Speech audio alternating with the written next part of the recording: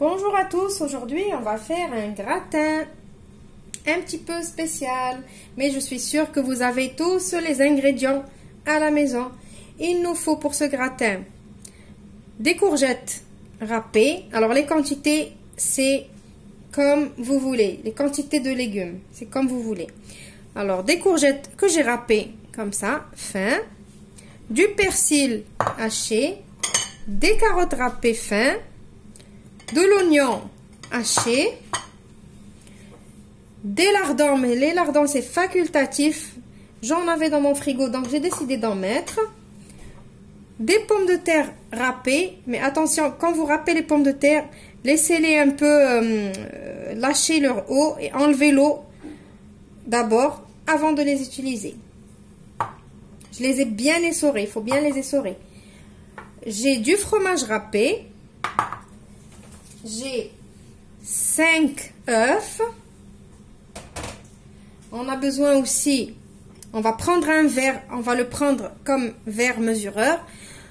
J'ai un verre plein de farine, le même verre mais la moitié de lait, la moitié du verre de l'huile de tournesol ou de l'huile d'olive, comme vous voulez. Pour les épices, j'ai du paprika, du sel, du poivre, de l'origan et de l'ail en poudre.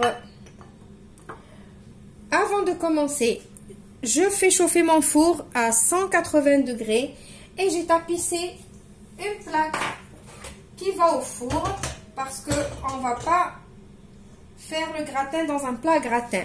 Je vous ai dit, c'est un gratin un peu spécial. C'est une plaque à pâtisserie qui est fine. J'ai mis le papier cuisson dessus. On va l'utiliser comme ça. Voilà, maintenant on passe à la recette. On va commencer par battre nos œufs. Après, on va rajouter le lait, l'huile,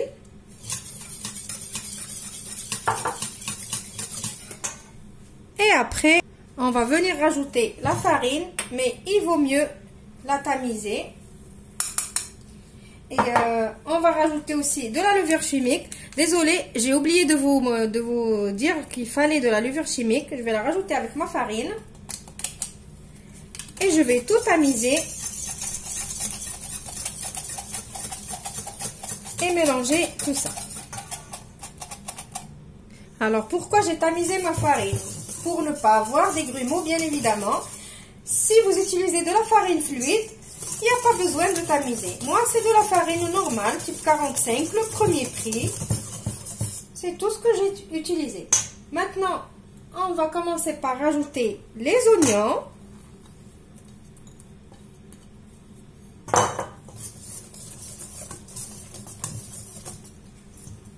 Après, je vais rajouter mes carottes.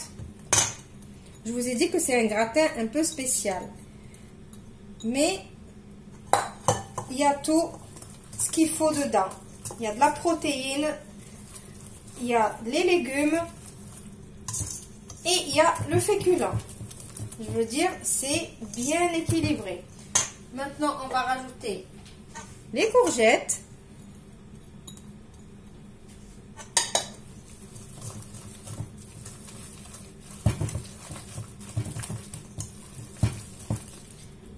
Et après, on va rajouter nos pommes de terre.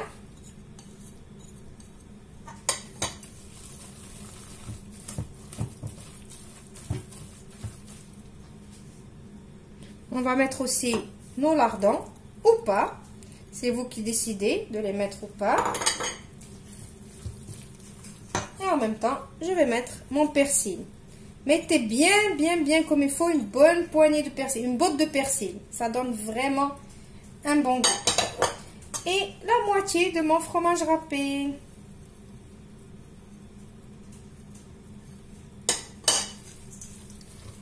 Après, on va passer à l'assaisonnement. Pourquoi j'ai pas assaisonné dès le départ? Eh bien parce que l'assaisonnement, ça dépend de la quantité de légumes que vous allez mettre. Maintenant, je vais mettre l'ail en poudre.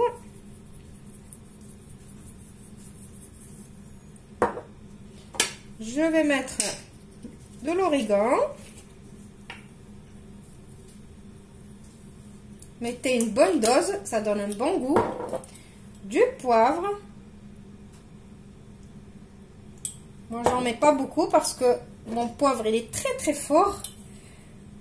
Le sel.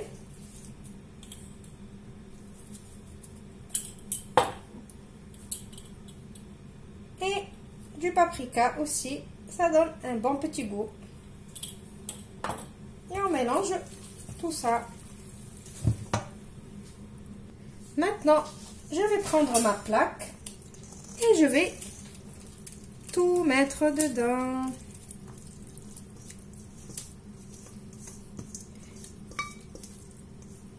C'est mieux de mettre sur une plaque, comme je vous ai dit. Il ne faut pas mettre dans un plat à gratin parce que ce gratin-là, il ne doit pas être épais. Vous allez voir après, on va pouvoir le découper comme si vous mangez des pizzas, des parts de pizza. D'ailleurs, les enfants, ils vont adorer ce gratin. Ils vont croire qu'ils sont en train de manger de la pizza ou de la quiche, alors qu'ils sont en train de manger des légumes, 100% légumes. Donc voilà, là j'aplatis bien. Là, vous mettez maintenant le reste de notre fromage râpé. Je vous ai dit, on fait comme si c'était une pizza.